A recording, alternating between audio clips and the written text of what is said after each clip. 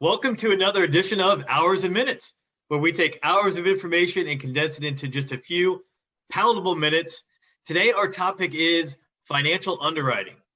So the common scenario is a client has reviewed their insurance needs. They're moving forward into underwriting. They've seen the premium and they're comfortable paying for the insurance. And then the insurance carrier wants a litany of very personal financial details, and the insured becomes uncomfortable and says, well, I'm willing to buy it. Why does all this really personal information need to be disclosed? To address this topic, I'm going to bring in our chief underwriter, Mr. Chris Hooper. For those of you who don't know Chris is a classically trained former carrier underwriter and an absolute expert in all things underwriting. So Chris, help shed some light on why is it necessary for the insurance carrier to get these kind of details? Well, there's two main reasons, generally speaking. Number one is they have to, it's the law. And number two is they want to for profitability reasons. When we are looking at insurable interest and financial justification, it really boils down to the insurance carrier has to and wants to make sure they're not putting the insured in the uncomfortable and dangerous position of being worth more dead than alive due to the policy that they placed in force.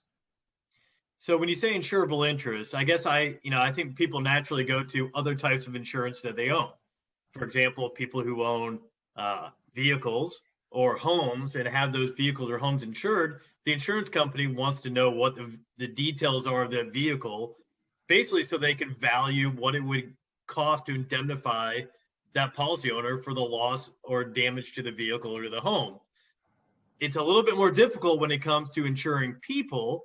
And to your point, you're trying to figure out how much insurable interest or how much financial justification is needed to get that amount of coverage.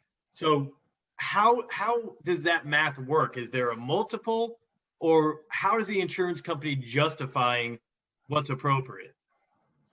Yeah, well, the first step is identifying the purpose of coverage. And so to run through an example, one of the most frequent, if not the most frequent purpose of coverage is income replacement.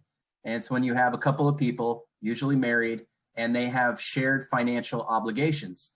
So if one of those persons prematurely passes away unexpectedly, then the survivor is going to be out of all of that financial means that that person would have been providing if they would have survived, through their retirement. And so the life insurance is intended to replace that loss that the beneficiary, the surviving spouse, would have had. It's not intended to have an amount that would be more than that person would have provided from a present value standpoint, or else there would be a windfall and it would be considered almost a wager, and it would be putting that person in a position, again, worth more dead than alive. Got it. So rather than a fair market value for a vehicle or a home, it's really the future value of that person's income to that family. It makes a lot of sense. It seems as though a lot of the financial justification issues really come down to business situations. So buy-sell funding, key person planning. Do you have any tips or suggestions on how to pave a smooth path to make sure that you get the best results for the client? Yeah, it's definitely something that we see on a regular basis, and it's a little bit more complex. The insurance carrier underwriter has more obligations to document the file. Not only do they have to document the value that the insured is providing to the business, but they also have to value out the business itself. But anyway, BUI has a number of tools to help jump off on a starting point to essentially identify the purpose, be able to communicate what the insurance carrier is going to be looking at, the rule book that the insurance carriers are going to abide by for financial justification. And it's also going to discuss what sort of documentation is needed. And in a business situation, it's really the likes of if somebody was applying for a loan. Most people have applied for either in their personal life or business life, a loan, a mortgage, and it's a whole lot of financial information that you need. It's very similar to what the insurers need for life insurance. For business, you're looking at the last few years of a profit loss, balance sheet, possibly a third-party valuation of how much the business is worth out there on the market, and so on. Got it.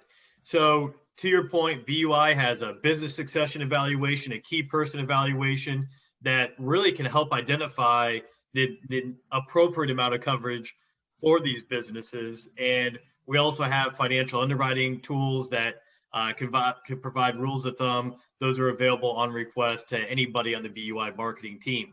Chris, this has been very helpful. Thank you for stepping in and helping to provide some clarity here. If anyone has future questions for Hours and Minutes, please email marketing@buiusa.com.